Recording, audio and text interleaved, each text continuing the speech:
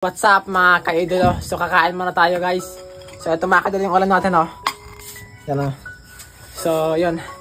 Patuloy pa rin tayo mga ka-idolo tumutulong sa akin mga kapatid kahit marami ng husga, kahit marami negatibo, pero patuloy pa rin tayo mga ka-idolo. At nag-aaral pa rin ako guys kahit nahihirapan ng minsan, puyat, pagod, pero yun nag-aaral pa rin. Kasi hindi na madali mga ka-idolo eh. Ito yung kapatid ko guys oh. Ito guys yung kapatid ko, ano masabi sa akin? Mayroon na kayong ulam. Salamat po sa ulam, kuya. Yun ang ulam niya guys. So ito guys, kakain din tayo mga kadalo. Ito yung ulam natin na may sigili ko yan.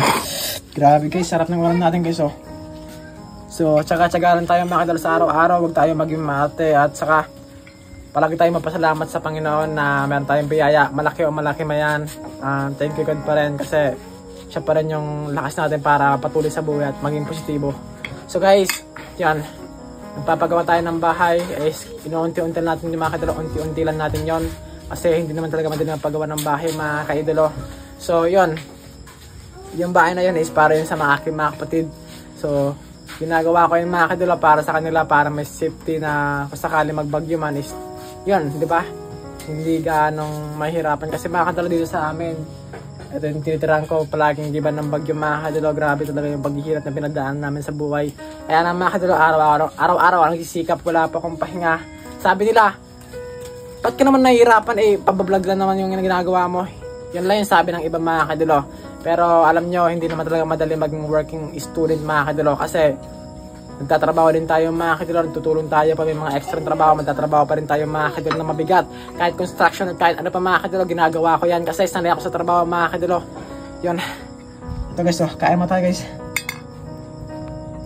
So kahit maraming nanghusga, ayos lang. Husgahan nyo kung gusto nyo kasi tao lang naman tayo guys. Kung nagkamali naman ako minsan, tao din tayo nagkamali. Hindi naman tayo perfecto, di ba?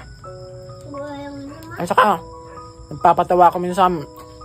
Sinasabihan, mayabang. Hindi naman guys pagyayabang yun. Kasi, kung mayabang ko, sana binago ko na yung ugali ko. Hindi na ako tumutulong sa akin mga kapatid kung pagiging mayabang pa rin mga kaidolo yung ginagawa ko. Hindi lang yung pagiging mayabang mga kaidolo kasi pura pa rin kabutihan yung ginagawa ko araw-araw, walang pahinga. Kahit maraming nang husga, ayos lang po yun. Yun guys ko.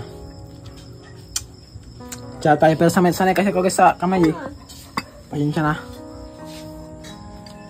Ano kasi yung buhay sa probinsya namin. Masarap kasi pag kinakami kasi parang parang feel mo guys yung sobrang sarap ng ginagawa magabi. Kahit ano man yan, basta parang kamay ka sobrang sarap ng magkain. Meron siyang ulam mga kadalo. Ano masabi sa akin meron kang ulam? Salamat po kayo sa ulam. So, ito guys sinabili natin ng ulam mga kadalo. Tapos ito si Buboy. Ano masabi mo ba meron kang ulam boy? Salamat po. Ito yung ulam nyo.